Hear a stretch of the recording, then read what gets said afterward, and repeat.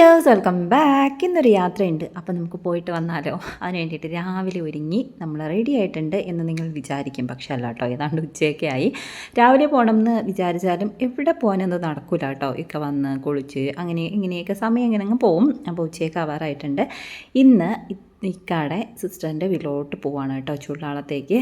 വീടിൻ്റെ വാർപ്പാണ് കേട്ടോ. നമ്മൾ ചെല്ലുമ്പോൾ വീടിൻ്റെ വാർപ്പും കാര്യങ്ങളൊക്കെ കഴിഞ്ഞ് എല്ലാവരും പോയിട്ടുണ്ടാവും. പൊതുവേ അങ്ങനെയാണ്, എല്ലായിടത്തും ലേറ്റായിട്ടേ പോകാറുള്ളൂ.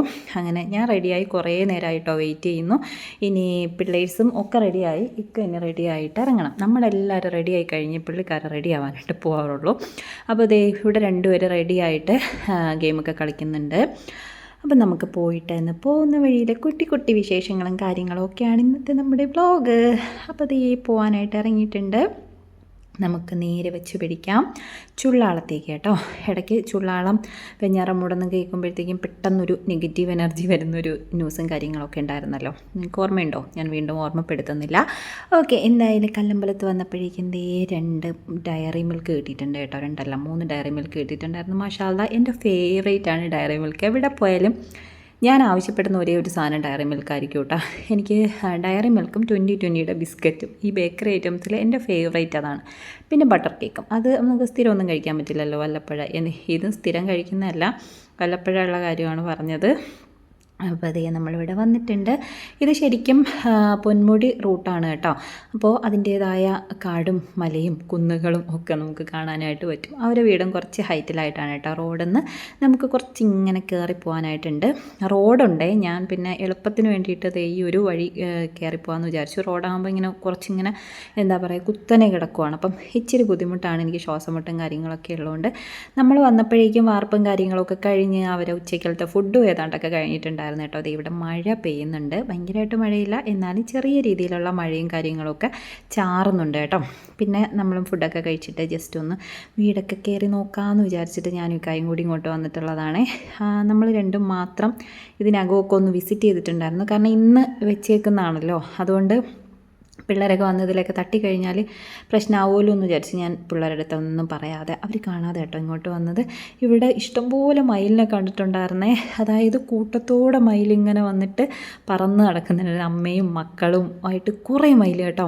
എനിക്കതിൻ്റെ വീഡിയോസ് എടുക്കാൻ പറ്റിയില്ല. അപ്പോൾ ഞാൻ ചോദിച്ചപ്പോൾ എനിക്ക് മയിൽപ്പീലി എടുത്ത് തന്നിട്ടുണ്ടായിരുന്നു. ഇടയ്ക്കിടയ്ക്ക് ഇവിടെ ഇങ്ങനെ വന്നിട്ട് മയിൽ വരുമ്പോഴത്തേക്കും പീലി കിട്ടാറുണ്ടെന്ന് കേട്ടോ. അങ്ങനെ ആദ്യത്തെ പീലി എനിക്ക് അത്ര അങ്ങോട്ട് പിടിച്ചില്ല, കാരണം കുറച്ച് ഇതൊക്കെ ഇങ്ങനെ ഡാമേജ് ആയിട്ടുണ്ടായിരുന്നു എന്ന് പറഞ്ഞപ്പോൾ എനിക്ക് പുതിയ ഒരെണ്ണം കൊണ്ട് തന്നിട്ടുണ്ടായിരുന്നു കേട്ടോ. മാഷാ അല്ലാഹ്, ഭയങ്കര അടിപൊളിയായിട്ട് തോന്നി. പിന്നെ ഇത് ഇവിടെ വളർത്തുന്ന കുട്ടനാണ് കേട്ടോ. അവൻ നല്ല രസമല്ലേ കാണാൻ വേണ്ടിയിട്ട്. അതിനെയൊക്കെ നമ്മൾ കുറേ നേരം കളിപ്പിച്ചു. എനിക്കിങ്ങനെ കാണാനൊക്കെ ഇഷ്ടമാണ് കേട്ടോ. പക്ഷേ എന്താണോ എന്തോ, വീട്ടിൽ വളർത്തുന്നതിനോട് എനിക്ക് വലിയ യോജിപ്പില്ല. ഒരിക്കൽ എൻ്റെ നെയ്മൂനെ മാത്രമാണ് കേട്ടോ ഞാൻ വീട്ടിൽ വളർത്താൻ വേണ്ടി ഞാനായിട്ട് ഇഷ്ടപ്പെട്ട് കൊണ്ടുവന്നത്. അതാണെങ്കിൽ ചത്തും പോയി. അതോടുകൂടിയിട്ട് എൻ്റെ ആ ഒരു ആഗ്രഹം അങ്ങ് തീർന്നു കിട്ടി കേട്ടോ. എനിക്ക് ഭയങ്കര സങ്കടമായിരുന്നു. ഇപ്പോഴും ആലോചിക്കുമ്പോൾ എനിക്ക് വിഷമം വരും കേട്ടോ. കുഞ്ഞു പൂച്ച എടുത്തുകൊണ്ട് വന്നിട്ട് ഞാൻ വളർത്തിയതായിരുന്നു. പക്ഷേ അത് പോയി, പറഞ്ഞിട്ട് കാര്യമില്ല. പിന്നെ നമ്മൾ തിരിച്ചു വന്നപ്പോൾ എനിക്ക് പരാഗിൽ കയറാനുണ്ടായിരുന്നു കേട്ടോ. അങ്ങനെയൊക്കെ എന്നെ ഇവിടെ ആക്കിയിട്ട് ഇവിടെ ഒന്നും വണ്ടി ഒതുക്കാനുള്ള സ്ഥലമില്ല. അപ്പോൾ റോഡിൽ ഇറക്കി വിട്ടിട്ട് പോകാൻ മാത്രമേ പറ്റുള്ളൂ. പിന്നെ എവിടെയെങ്കിലും കൊണ്ടായിരിക്കും വണ്ടി ഇട്ടേക്കുന്നത്. അതുകൊണ്ട് ഞാൻ പതുക്കെ നടക്കാൻ പറ്റില്ല, അത്യാവശ്യം ഓടേണ്ടി തന്നെ വരും. കാരണം നേരത്തെ വീട്ടിൽ പോകേണ്ടതായിട്ടുണ്ട്. അതുകൊണ്ട് പെട്ടെന്ന് പോകാമെന്ന് വിളിച്ചുകൊണ്ടിരിക്കും കേട്ടോ. നോക്കിയെടുക്കാൻ പറ്റത്തില്ല. അപ്പോൾ എന്തായാലും ഞാൻ ഈ ആളെ ഫോളോ ചെയ്ത് പോകുന്നതൊക്കെ നിങ്ങൾക്ക് തോന്നുന്നുണ്ടോ? ഇല്ല കേട്ടോ, ഞാൻ വീഡിയോ എടുത്തപ്പോൾ ആളിൻ്റെ മുമ്പേ കയറി നടന്നതാണ്.